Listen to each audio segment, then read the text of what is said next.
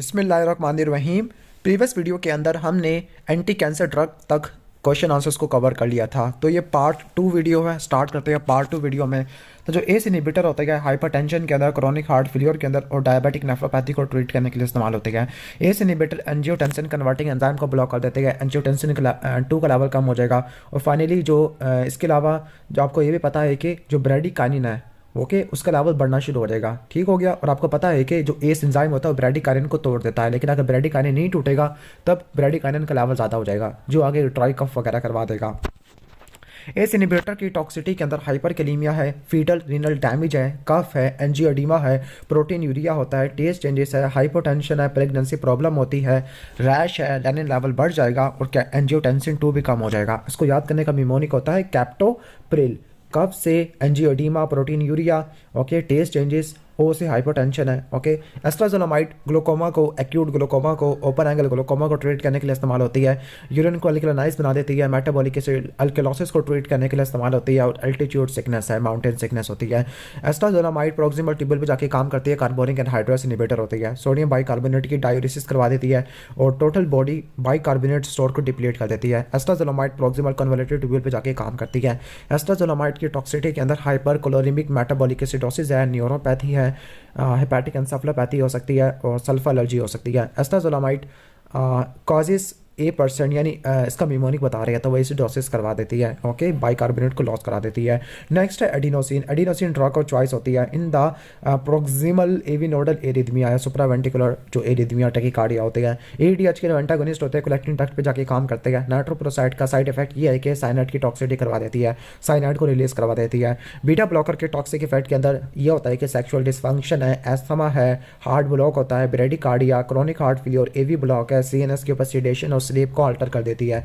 तो ये beta blocker के साइड इफेक्ट होते हैं। कैप्टोप्रिल का मिमोनिक आपको बता चुका हूँ। कैप्टोप्रिल यानी cough, angioedema, proteinuria, taste changes, hypotension, pregnancy problem, rash, renin level ज़्यादा हो जाएगा और एंजियोटेंसिन 2 कम हो जाएगा। क्लोनिडिन के एडवर्स इफेक्ट में रिबाउंड हाइपरटेंशन है। गैंग्लियोनिक ब्लॉकर का एडवर्स इफेक्ट ये है कि ऑर्थोस्टैटिक हाइपरटेंशन कराती है, वीगन ब्लड हो जाती है, कॉन्स्टिपेशन और सेक्सुअल डिसफंक्शन है। ग्वानिथिडीन जो कि रिलीज करवाती है उसकी वजह से भी ऊपर वाली चीज़ें हो जाती है। हाइड्रोलिसिन की वजह से ल्यूपस लाइक सिंड्रोम हो जाएगा, साल्ट रिटेंशन वगैरह, एंजाइना भी हो सकता है। हाइड्रोक्लोरोथायोजाइड की वजह से ओके तो हम पढ़ रहे थे हाइड्रोक्लोरोथायोजाइड के साइड इफेक्ट है। तो हाइड्रोक्लोरोथायोजाइड या थायोजाइड डायूरेटिक हर चीज़ को बढ़ा देती है सिवाय एक चीज़ के, वो है पोटेशियम। यानी पोटेशियम के लेवल कम हो जाएगा, बाकी सब चीज़ें बढ़ जाएगी। पोटेशियम में हाइपोकलीमिया जबकि जो चीज़ें बढ़ जाएगी उसमें hyperlipidaemia, hyper uricaemia, hyper calcaemia और हाइपर ग्लाइसीमिया होता है। लोब डायूरेटिक के एडवर्स इफेक्ट में पोटेशियम का वेस्ट हो सकता है, मेटाबॉलिक अल्कलोसिस है, हाइपोटेंशन है और ऑटोटॉक्सिटी होती है। लोसार्टेन जो कि ARB होता है, इसकी वजह से फीटल रीनल टॉक्सिटी हो सकती है और हाइपरकलीमिया हो सकता है। मिथाइल डोपा की वजह से पॉजिटिव कॉम्स टेस्ट आता है। मिनी ऑक्सीडल की वजह से हाइपरट्राइकोसिस है, पेरिकार्डियल लिफोइयन है, रिफ्लेक्स टैकीकार्डिया, एंजाइना और साल्ट रिटेंशन, ये तो हरी वेजोडाइलेटर के साथ होती है। निफाटिपिन की वजह से और गिरापेमिल की वजह से कॉन्स्टिपेशन हो सकती है। कॉन्स्टिपेशन गिरापेमिल की वजह से होती है। बाकी दोनों की वजह से डिजीनेस, फ्लशिंग, नोजिया, वॉमिटिंग हो सकती है। प्राजोसिन की वजह से फर्स्ट डोज ऑर्थोस्टैटिक हाइपोटेंशन है, डिजीनेस, हेडेक है। रिजापीन की वजह से नेजल स्टिफनेस होती है। इम्यूनोड्यूरॉन की टॉक्सिटी के अंदर पल्मोनरी फिब्रोसिस है, कॉर्नियल डेपोजिशन होती है, हेपाटोटॉक्सिटी होती है, स्किन के ऊपर डेपोजिशन है, फोटोडर्मेटाइटिस हो जाएगा। CVS के ऊपर ब्रेडिकार्डिया, हार्ट ब्लॉक और क्रोनिक हार्ट फेलियर कराती है। हाइपो एंड हाइपर थायरॉयडिज्म दोनों करवा देती है। एंटीडोट होता है। अब ये किसके लिए एंटीडोट है? ये डाइजॉक्सिन का है। तो आपने पोटेशियम को, मैग्नीशियम के लेवल को मेंटेन करना है, लिडोकैन फेनिटोइन देनी है और डिजिपाइन दे देनी है। बीटा ब्लॉकर का CNS के ऊपर क्या इफेक्ट होता है? तो सेडेशन और स्लीप अल्टरेशन, 2 वैसे होते हैं बीटा ब्लॉकर के अंदर, ओके। बीटा ब्लॉकर का CVS के ऊपर क्या टॉक्सिटी होती है? तो ब्रेडिकार्डिया, ओके, A से AV ब्लॉक, B से ब्रेडिकार्डिया और C से क्रोनिक हार्ट फेलियर होता है। ठीक हो गया। एस्थमा भी कॉन्ट्राइंडिकेटेड होती है। बीटा ब्लॉकर बीटा रिसेप्टर पर जाके बाइंड करती है। BP डिक्रीज की क्या है, अजीब चीज़ें लिखी हुई है। बेरेटिलियम की टॉक्सिटी के अंदर चूंकि टैब 3 होती है तो उसकी वजह से न्यू एरिथमिया हो सकता है, हाइपरटेंशन होती है। कैल्शियम चैनल ब्लॉकर पहले चैप्टर में, दूसरे में और चौथे में आती है, यानी हाइपरटेंशन, एंजाइना और एरिथमिया के अंदर। कैल्शियम चैनल ब्लॉकर, ओके, तो calcium channel blocker voltage gated calcium channel को ब्लॉक कर देते हैं, कार्डिक और स्मूथ मसल के ऊपर कॉन्ट्रैक्टिलिटी को मिनिमाइज कर देते हैं। कैल्शियम चैनल ब्लॉकर अब हार्ट के ऊपर लिखे हुए हैं। कैल्शियम चैनल ब्लॉकर की टॉक्सिसिटी के अंदर कार्डिक डिप्रेशन है, कॉन्स्टिपेशन और पेरिफेरल एडिमा होता है। कैल्शियम सेंसिटाइज करता है ट्रोपोन एंड ट्रोपोमायोसिन सिस्टम को। इमिड्रियोन को यूज़ करते हुए किन चीज़ों का ख्याल रखना है, तो आपने पल्मोनरी, लीवर और थायराइड फंक्शन टेस्ट को देख लेना है, क्योंकि पल्मोनरी सिस्टम के ऊपर फिब्रोसिस करवा देता है, लंग्स के ऊपर हेपेटोटॉक्सिसिटी और थायराइड के अंदर हाइपर और हाइपो दोनों करवा देगा। 1A के अंदर कुछ ऐसी होती है जो 1A 1E सॉरी 1A के अंदर प्रोकेनामाइड है, वो क्या करती है, एक्शन पोटेंशियल की ड्यूरेशन को बढ़ा देती है, क्यूट इंटरवल को भी बढ़ा देती है, रिफ्रैक्टिव पीरियड को भी बढ़ा देती है, यानी हर चीज़ को बढ़ा देती है एक्शन पोटेंशियल। ओके ठीक है, एट्रियल और वेंट्रिकुलर एरिथमिया वगैरह के लिए यूज़ होती है। ओके इसके अलावा जो क्लास 1B होती है, ये पोस्ट MI या डाइजॉक्सिन की वजह से एरिथमिया है, उसको ट्रीट करने के लिए इस्तेमाल होती है। 1B एक्शन पोटेंशियल की ड्यूरेशन को कम करती है, जबकि 1A एक्शन पोटेंशियल की ड्यूरेशन को, क्यूट इंटरवल को और रिफ्रैक्टरीनेस को बढ़ाती है। जो 1B होती है स्कीमिक या डिपोलराइज परकिंजी और वेंट्रिकुलर मस्कुलेचर को अफेक्ट करती है। 1B की वजह से जो 1B होती है लोकल एनेस्थेटिक होती है, CNS को डिप्रेस या स्टिमुलेट कर सकती है। 1C का एक्शन पोटेंशियल के ड्यूरेशन के ऊपर कोई इफेक्ट नहीं होता। वेंट्रिकुलर टैकीकार्डिया को ट्रीट करने के लिए इस्तेमाल होती है, जो कि वेंट्रिकुलर फिब्रोसिस वगैरह, और इसके अलावा क्या लिखा हुआ, सुप्रावेंट्रिकुलर टैकीकार्डिया को ट्रीट करने के लिए इस्तेमाल होती है, लास्ट रिजॉर्ट होती है। 1C की टॉक्सिटी ये है कि ये प्रोएरिथमिक होती है, जिस तरह बेरेटीनियम है वो एक एरिथमिया को ट्रीट करने के लिए इस्तेमाल होती है, लेकिन किसी और एरिथमिया को एक्टिवेट कर देती है।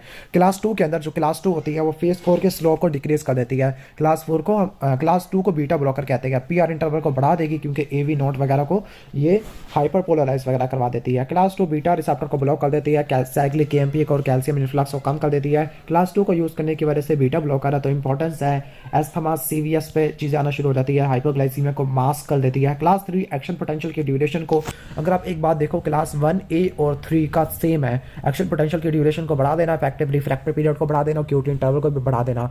ठीक हो गया। उस केस में इस्तेमाल करते हैं जब दूसरी एरिथमिक फेल हो जाती है, एंटी एरिथमिक। क्लास 4 का क्लिनिकल यूज़ है कि जो सुप्रावेंट्रिकुलर टैकीकार्डिया या नोडल एरिथमिया को ट्रीट करने के लिए इस्तेमाल होती है। क्लास 4 के अंदर कैल्शियम चैनल ब्लॉकर होती है, कंडक्शन वेलोसिटी को कम कर देगी, PR इंटरवल को और इफेक्टिव रेफ्रैक्टरी पीरियड को बढ़ा देती है।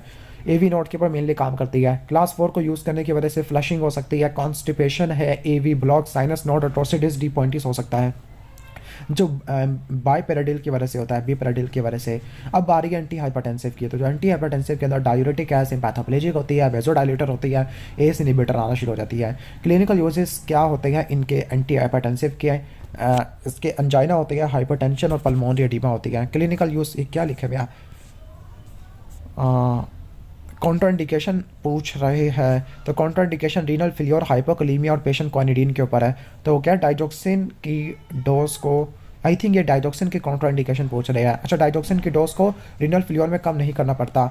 10 decrease digoxin dose in the renal failure, ये कुछ अजीब नहीं है। ऊपर हमने कहा कि renal failure, I think renal failure में कम करना पड़ता है डाइजॉक्सिन की। डिजिटाली सोडियम पोटेशियम ATPase पंप पे जाके बाइंड करती है।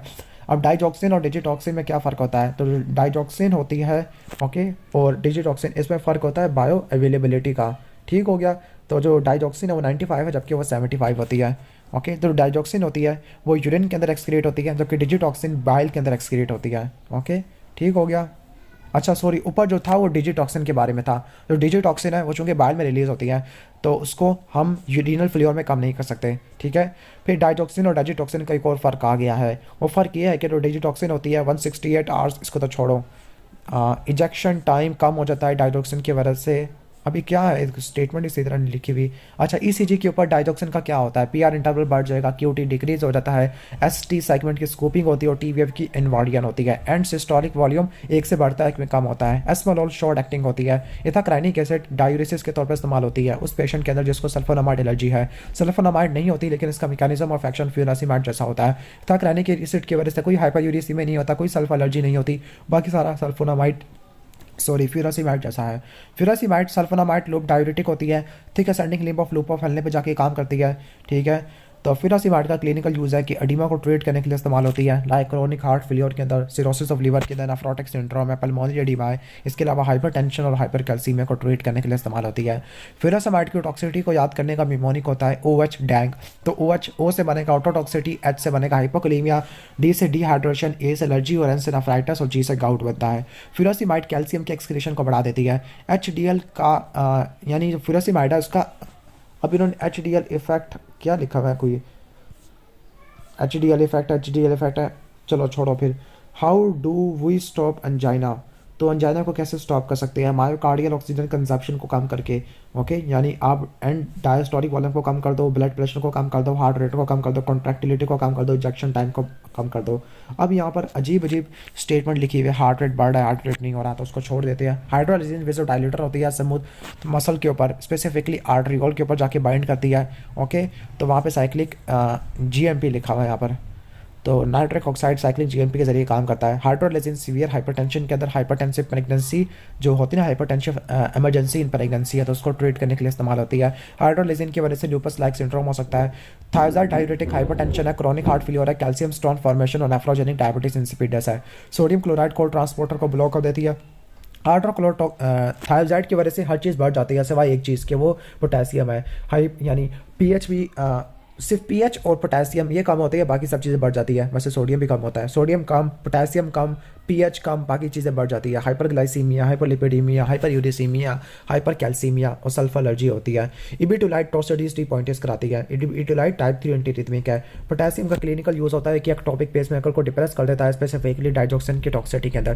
पोटेशियम स्पेरिंग डायूरेटिक का क्लिनिकल यूज़ होता है कि हाइपर अल्डोस्टेरोनिज्म है, पोटेशियम की डिप्लेशन को मिनिमाइज करना, क्रोनिक हार्ट फेलियर है। Potassium sparing diuretic cortical collecting tubule पर जाके बाइंड करती है। पोटेशियम स्पेरिंग डायूरेटिक की वजह से हाइपरक्लीमिया हो सकता है, गायनिकोमास्टिया, एंटी एंड्रोजन इफेक्ट होते हैं। आगे एलडीएल इफेक्ट, पता नहीं अजीब जो चीज़ें लिखी हुई है। आगे लूप डायूरेटिक फ्यूरोसिमेट थी कि संडिक लिम्ब ऑफ लूप पर फैलने पर जाके काम करती है। मैनिटोल ये एक्यूट रीनल फेलियर को ट्रीट करने के लिए इस्तेमाल होती है। शॉक है, इंट्राक्रेनियल या इंट्रा प्रेशर बढ़ा हुआ है तो उसको कम करने के लिए इस्तेमाल होती है। मैनिटोल की कॉन्ट्राइंडिकेशन है एन्यूरिया, क्रॉनिक हार्ट फेलियर है। ठीक है, मैनिटोल ऑस्मोटिक डायूरेटिक होती है, ऑस्मोलैरिटी को बढ़ा देती है, यूरिन फ्लो रेट को बढ़ा देती है। मैनिटोल प्रोक्सिमल ट्यूब्यूल पर जाके बाइंड करती है। इसके अलावा thin ascending limb of loop पर फैलने को कलेक्टिंग डक्ट पर जाके बाइंड करती है। मैनिटोल की टॉक्सिटी के अंदर पल्मोनरी एडीमा और डिहाइड्रेशन आती है। ओके, मैकेनिज्म क्या है, अब मैकेनिज्म पता नहीं किसका पूछ रहा है, तो जो नाइट्रोपोरोसाइड होती है वो एनओ को रिलीज करवा देती है, स्पेसिफिकली वेन्स के अंदर। ओके, ठीक हो गया। Mechanism sodium potassium ATPase pump को इनहिबिट कर देना। अब ये डाइजोक्सिन का लिखा हुआ है। दोबारा mechanism sodium channel blocker, I think ये टाइप 1 का पूछा हुआ है। मैग्नीशियम का क्लिनिकल यूज़ है टॉर्सिडीज डिपॉइंटिस या डाइजोक्सिन की टॉक्सिटी को ट्रीट करना। MVO2 इसको छोड़ो। नेम 5 इन क्लास 2, तो प्रोपेनोलोल, एस्मोलोल, प्रोटेनोलोल, मेटाप्रोलोल, एटिनोलोल और टिमालोल आता है। HMG कोई रिडक्टेस के 4 नाम सुनाओ। लोवास्टैटिन, अटोवास्टैटिन, प्राइवास्टैटिन, सिमास्टैटिन, फ्लोवास्टैटिन। 1A के अंदर 4 नाम सुनाओ। तो क्विनाडीन है, इमिड्रोन है, प्रोकेनामाइड है और डाइसोपरामाइड होती है। क्या होती है? डाइसोपरामाइड होती है। ये किस कैटेगरी से बिलोंग करती है? ये कैटेगरी से बिलोंग करती है टाइप 1। आपको पता है कि ये टाइप 1, टाइप 2, टाइप 3 और टाइप 4 होती है। जो डाइसोपरामाइड है वो इस कैटेगरी से बिलोंग करती है। ओके, फिर टाइप 3 के अंदर, सॉरी क्लास 3 के अंदर 4 बताओ। Sotalol, ibutilide, bretylium, dofetilide, amiodarone. 3 ACE inhibitor, captopril, enalapril, lisinopril. 3 calcium channel blocker, nifedipine, verapamil, diltiazem. 1B के अंदर 3 नाम सुनाओ। लिडोकेन, मैक्सिलेटिन और टोसिनाइड। 1C के अंदर 3 नाम सुनाओ। फेलासिनाइड, इंसिनाइट और प्रोपाफिनोन है। क्लास 4 के अंदर 3 नाम सुनाओ। तो वेरापामिल, डिल्टियाजिम और बेपरेडिल है। 3 पोटेशियम स्पेरिंग डायूरेटिक के नाम सुनाओ। स्पाइरिनोलैक्टोन, ट्राइएमटाइन, एमिलोराइट और एप्लेरोनॉन भी होती है। 2 बाइल एसिड के नाम सुनाओ। कोलिस्ट्राइमिन, कोलिस्टिपिलोल, कोलिसिविलाम 3 सुना दिया है। 2 लाइपोप्रोटीन स्टिमुलेटर के नाम सुनाओ। तो जैमफिब्रोसिल, क्लोफाइब्रेट और फिनोफाइब्रेट है। निफेडिपिन का मैकेनिज्म ऑफ एक्शन नाइट्रेट जैसा होता है। ओके, आगे preferential action of calcium channel blocker, तो वो क्या करती है? जो विरापामिल और डिल्टियाजिम होती है। ओके, और निफेडिपिन वैसे वेसल्स के ऊपर जाके काम करती है। वेस्कुलर स्मूथ मसल के ऊपर मेनली निफेडिपिन है, डिल्टियाजिम और विरापामिल है। प्रोकेनामाइड SLE लाइक सिंड्रोम करवाता है। क्विनाडीन की टॉक्सिटी के अंदर सिंकोनिज्म है। ओके, हार्ट अटैक हो सकता है। टिनाइटस है, थ्रोम्बोसाइटोपेनिया है, टॉर्सिडीज डिपॉइंटिस हो सकती है। राइनोडीन का साइट ऑफ एक्शन है, तो ये स्मूथ एंडोप्लाज्मिक राइनोडीन, लेकिन राइनोडीन रिसेप्टर्स होते हैं, ये मैंने सुना था। स्मूथ एंडोप्लाज्मिक रेटिकुलम के ऊपर कैल्शियम चैनल होते हैं। चलो, टॉक्सिक इफेक्ट के अंदर टेस्ट बैड है, साइड इफेक्ट होता है। आगे साइड इफेक्ट छोड़ो, क्या है ये? रेड फ्लैश फेस है which is increase by aminosalicylic acid है, मायोसाइटस। अजीब अजीब साइड इफेक्ट लिखे हुए हैं। सोटालोल की टॉक्सिटी के अंदर टॉर्सिडीज डिपॉइंटिस है और एक्सेसिव बीटा ब्लॉक है। स्पाइरिनोलैक्टोन अल्डोस्टेरोन के रिसेप्टर को एंटागोनाइज कर देती है। आगे टैग इफेक्ट, TG इफेक्ट, अजीब एक्शन है। Thyroid diuretic distal convoluted tubule पे जाके बाइंड करती है। मंडे डिजीज नाइट्रिक उससे होता है, NO से होता है, नाइट्रिक ऑक्साइड से, टैकीकार्डिया, हाइपोटेंशन, हेडेक। टॉक्सिटी के अंदर nausea, vomiting, diarrhoea, blood vision, arrhythmia है। चलो छोड़ो उसको। ट्राइमटेरिन और एमिलोराइड सोडियम चैनल को ब्लॉक कर देती है कॉर्टिकल कलेक्टिंग ट्यूब्यूल पर। विरापेमिल का सिमिलर एक्शन होता है, यानी जो बीटा ब्लॉकर है उन्होंने भी कॉन्ट्रैक्टिलिटी को कम करना है, विरापेमिल ने भी कॉन्ट्रैक्टिलिटी को कम करना है। अब कौन सी दो वेसोडायलेटर होती है जिनको बीटा ब्लॉकर के साथ मिला के देते हैं ताकि रिफ्लेक्स टैकीकार्डिया और डायरेटिक के साथ मिला के देती है ताकि साल्ट रिटेंशन ना हो? तो हाइड्रोलेजिन और मिनॉक्सिडिल है। कौन सी डायरेटिक एसिडोसिस करवाती है? तो कार्बोनिक एनहाइड्रेस इनहिबिटर और पोटेशियम स्पेयरिंग डायरेटिक है। बाकी मेटाबॉलिक एल्कलॉसिस कराती है, तो लोग डायरेटिक और थायराइड डायरेटिक है। कौन सी डायरेटिक यूरिन कैल्शियम को कम कर देती है? तो वो थायराइड होती है और एमिलोराइड होती है। ओके, कौन सी डायरेटिक यूरिन कैल्शियम को बढ़ा देती है? तो लोग डायरेटिक और स्पाइरिनोलैक्टोन होती है। कौन सी डायरेटिक यूरिन पोटेशियम को बढ़ा देती है? तो सारी बढ़ाती है सिवाय पोटेशियम स्पेयरिंग के। कौन सी डायरेटिक NaCl के कंसंट्रेशन को बढ़ा देती है? तो तकरीबन सारी होती है। एस्टामाइनोफेन के दो क्लिनिकल यूज। तो एस्टामाइनोफेन एंटीपायरेटिक एनाल्जेसिक होती है, लेकिन इसके पास एंटी इन्फ्लेमेटरी और एंटी प्लेटलेट एक्शन नहीं होता। हेपरिन को प्रेगनेंसी में इस्तेमाल कर सकती है, वारफरिन को इस्तेमाल नहीं कर सकती। हेपरिन की हाफ लाइफ शॉर्ट होती है, वारफरिन की हाफ लाइफ काफ़ी ज़्यादा होती है। हेपरिन का structure large anionic polymer acidic होता है, रूट ऑफ एडमिनिस्ट्रेशन पारेंटिनल होता है, इंट्रावीनस सबकुटेनियस, लेकिन इंट्रामस्कुलर नहीं होता क्योंकि हीमाटोमा बन जाता है। मैकेनिज्म ऑफ एक्शन है कि एंटीथ्रोबिन 3 को एक्टिवेट करती है, वो आगे थ्रोम्बिन को फैक्टर 10 को इनएक्टिवेट कर देता है। ड्यूरेशन ऑफ एक्शन आवर्स में होता है। ओके, तो ये कोआगुलेशन इन विट्रो को इनहिबिट कर सकती है, ओवरडोज को ट्रीट करने के लिए प्रोटामीन देती है, और जो उसकी लैब वैल्यूज़ को मॉनिटर करने के लिए एक्टिवेटेड पार्शियल थ्रोम्बोप्लास्टिन टाइम होता है इंट्रिंसिक पाथवे के लिए। ठीक है, साइट ऑफ एक्शन ब्लड होता है। वारफिन के केस में क्या होगा कि वारफिन का स्ट्रक्चर स्मॉल लिपोफिलिक मालिक्यूल है, रूट ऑफ एडमिनिस्ट्रेशन ओरल होती है, ऑनसेट ऑफ एक्शन स्लो होता है, लिमिट होता है half life of clotting factor से। मैकेनिज्म ऑफ एक्शन है विटामिन के डिपेंडेंट क्लॉटिंग फैक्टर 2 के साथ 9-10 को ब्लॉक कर देना। ड्यूरेशन ऑफ एक्शन क्रॉनिक होता है, और ये कोआगुलेशन इन विट्रो को ब्लॉक नहीं करती, और इसको मॉनिटर करने के लिए हम क्या करते होते हैं, प्रोथ्रोम्बिन टाइम कर देखते होते हैं, एक्सट्रिंसिक पाथवे जो कि हमारी बॉडी के अंदर एग्जिस्ट करता होता है। ओवरडोज को ट्रीट करने के लिए इंट्रावीनस विटामिन के और फ्रेश फ्रोजन प्लाज्मा देती है। ओके, क्रोमाइलिन की क्या टॉक्सिटी होती है? तो क्रोमाइलिन की टॉक्सिटी रेयर होती है। ठीक है, लिस्ट ऑफ 5 कॉमन ग्लूकोकॉर्टिकोइड। तो कॉर्टिसोन है, प्रेडनिसोन, ट्राइमेक्लिनोन, डेक्सामेथासोन, बेक्लोमेथासोन, ब्यूटीसोनाइड, फ्लोटाकिसोन। कौन सी ड्रग होती है? सिक्रीशन किन की प्रोबेनिसाइड एसिड से इनहिबिट हो जाती है? तो वो बीटा लैक्टम एंटीबायोटिक होती है। साइक्लोऑक्सीजिनेज टाइप 2 इनहिबिटर सेरोकॉक्सिब और रोफिकॉक्सिब है, इनके सिमिलर साइड इफेक्ट होते हैं एनसेड से, लेकिन एक एक्सेप्शन होती है कि ये GIT ब्लीडिंग नहीं करवाती। सल्फोनाइल यूरिया क्या होती है? सल्फोनाइल यूरिया ओरल हाइपोग्लाइसीमिक होती है, इंसुलिन की रिलीज को बढ़ा देती है। ओरल कॉन्ट्रासेप्टिव के 5 फायदे बताओ। तो रिलायबल होती है, 1% फेल्योर है, एंडोमेट्रियल और ओवेरियन कैंसर इन दोनों को मिनिमाइज कर देती है। तीसरा, एक्टोपिक प्रेगनेंसी के चांसेस को मिनिमाइज कर देती है, पैल्विक इन्फेक्शन को ट्रीट कर देती है, और मेंसेस को रेगुलेट कर देती है। 5 डिसएडवांटेजेस के अंदर आपको रेगुलरली लेना पड़ेगा। सेक्सुअली ट्रांसमिटेड डिजीज के अंदर कोई प्रोटेक्शन नहीं होती, अटैक को बढ़ा देती है, डिप्रेशन, वेट गेन करा देती है, हाइपरटेंशन करवा देती है, और हाइपरकॉग्निबल स्टेट होती है। एस्पिरिन के केस में GIT अल्सरेशन हो जाती है, ब्लीडिंग है, हाइपरवेंटिलेशन है, राइस सिंड्रोम है, और टीनाइटिस है। 8th क्रेनियल नर्व को डैमेज कर देती है। टेक्रोलिमस की 5 टॉक्सिटी के अंदर नेफ्रोटॉक्सिटी है, पेरिफेरल न्यूरोपैथी है, हाइपरटेंशन है, प्लूरल इफोइयन और हाइपरग्लाइसीमिया है। Okay, low molecular weight heparin. Enoxaparin का क्या फ़ायदा होता है? लो मॉलिक्यूलर वेट को फ्रैक्शनेटेड भी बोलते हैं। बायो अवेलेबिलिटी ज़्यादा होती है, हाफ लाइफ ज़्यादा होती है, सबकुटेनियसली देते हैं, और लेबॉर्ट्री मॉनिटरिंग करने की कोई ज़रूरत नहीं होती एज़ कम्पेयर टू अनफ्रैक्शनेटेड है। ओके, तो 4 क्लिनिकल एक्टिविटीज़ एस्पिरिन की, एंटीपायरेटिक, एनाल्जेसिक, एंटी इन्फ्लेमेटरी और एंटी प्लेटलेट होती है। ग्लूकोकॉर्टिकोइड के 4 क्लिनिकल यूजेस। तो एडिसन डिजीज़ है, इन्फ्लेमेशन होती है, इम्यून सप्रेशन है, अस्थमा, इसके अलावा फीटल लंग मैच्योरेशन को इस्तेमाल करती है, रूमेटॉइड आर्थराइटिस है। 4 indication of H2 blocker, peptic ulcer, gastritis, oesophageal reflux और टोलिंगर एलिसन सिंड्रोम है। 4 H2 ब्लॉकर के अंदर सिमेटिडीन, रैनिटिडीन, निजाटिडीन, फैमोटिडीन, लांसोटिडीन है। 4 सल्फोनाइल यूरिया के अंदर टोलब्यूटामाइड, क्लोप्रोपामाइड ये सेकंड के अंदर आती है, जबकि फर्स्ट के अंदर ग्लिबुराइड और ग्लिपिजाइड आ जाती है। ओके, इसके बाद नेक्स्ट चलते हैं 4th थ्रोम्बोलिटिक है। तो 4th थ्रोम्बोलिटिक के अंदर कौन कौन सी आती है? स्ट्रेप्टोकाइनेज है, यूरोकाइनेज आती है, और TPA में अल्टाप्लेस और ईटाप्लेस आ जाता है। 4 unwanted effect of clomiphene, hot flashes है, ज़्यादा प्रेगनेंसी हो जाती है, इनफर्टिलिटी को ट्रीट करने के लिए इस्तेमाल होती है। याट्रोजेनिक कुशिंग सिंड्रोम के अंदर क्या 9 फाइंडिंग आती है? बुफेलो हम्प होता है, मून फेज है, ट्रंकल ओबेसिटी है, मसल वेस्टिंग होती है, थिन स्किन है, इजी ब्रूजिबिलिटी है, ऑस्टियोपोरोसिस है, पेप्टिक अल्सर होती है। सिल्डेनाफिल वियाग्रा की टॉक्सिटी के अंदर हेडेक है, फ्लशिंग होती है, वेजोडाइलेशन कर देती है, बिलो ग्रीन कलर ब्लाइंडनेस होती है। ओके, टिक्लोपिडिन और क्लोपिडोग्रेल का क्या क्लिनिकल यूज होता है? तो एक्यूट कोरोनरी सिंड्रोम को ट्रीट करने के लिए इस्तेमाल होती है, थ्रोम्बोटिक स्ट्रोक को मिनिमाइज करने के लिए इस्तेमाल होती है। 4 कंडीशन जिसमें ओमिप्राजोल और लैंसोप्राजोल यूज होती है, तो बिल्कुल प्रोटोन पंप इनहिबिटर जो हमने H2 ब्लॉकर के अंदर पढ़ा था वही 4 कंडीशन है। ल्यूप्रोलाइड का 3 क्लिनिकल यूज, तो इनफर्टिलिटी को ट्रीट करने के लिए इस्तेमाल होती है, अगर पल्सटाइल फॉर्म में दे, अगर कंटिन्यूस फॉर्म में दे, और फ्लूटामाइड के साथ इस्तेमाल करे तो प्रोस्टेटिक कैंसर है, और यूट्राइन फिब्रोइड्स होते हैं। 3 clinical uses of NSAID, antipyretic analgesic, anti inflammatory और एंटी प्लेटलेट होते हैं। 3 common NSAID other than aspirin, ibuprofen, naproxen, indomethacin है। वारफेरिन के 3 कॉम्प्लिकेशन, ब्लीडिंग है, ड्रग इंट्रैक्शन होती है और टीराटोजेनिसिटी होती है। 3 कॉम्प्लिकेशन ऑफ हेपेरिन, तो ब्लीडिंग है, थ्रोम्बोसाइटोपिनिया है और इसके अलावा हेपेरिन इंड्यूस थ्रोम्बोसाइटोपिनिया बता चुका हूँ, ड्रग टू ड्रग इंटरेक्शन वगैरह भी हो सकता होता है। ओके, और ऑस्टियोपोरोसिस भी हो सकता है। आगे एनसेड की वजह से रीनल डैमेज हो सकता है, एप्लास्टिक एनीमिया और जीआईटी डिस्ट्रेस होती है। लियोप्रोलाइट की वजह से एंटी इंट्रोजन इफेक्ट है, नोजिया, वॉमिटिंग, डायरिया है। प्रोपाइल थायोरेसिल की वजह से प्लास्टिक एनीमिया, ग्रैनुलोसाइटोसिस और स्किन के रैशेस आना शुरू हो जाते हैं। आगे एंटासिड के 3 टाइप्स बताओ, तो एल्यूमिनियम हाइड्रोक्साइड है जो कॉन्स्टिपेशन और हाइपोफॉस्फेटीमिया करवा देती है। मैग्नीशियम हाइड्रोक्साइड डायरिया करवाती है। ओके, जो कैल्शियम कार्बोनेट होती है हाइपर कैल्सीमिया करवाती है। ओके, ठीक हो गया। तो हमने यहाँ तक 108 तक यहाँ तक हमने एमसीक्यूज़ को और बल्कि क्वेश्चन आंसर्स को कवर कर लिया है। अगर आपको वीडियो अच्छी लगी है तो वीडियो को लाइक कर देना, चैनल पर नहीं हो तो सब्सक्राइब कर देना। मिलते हैं नेक्स्ट वीडियो के अंदर, तब तक के लिए अल्लाह हाफिज़।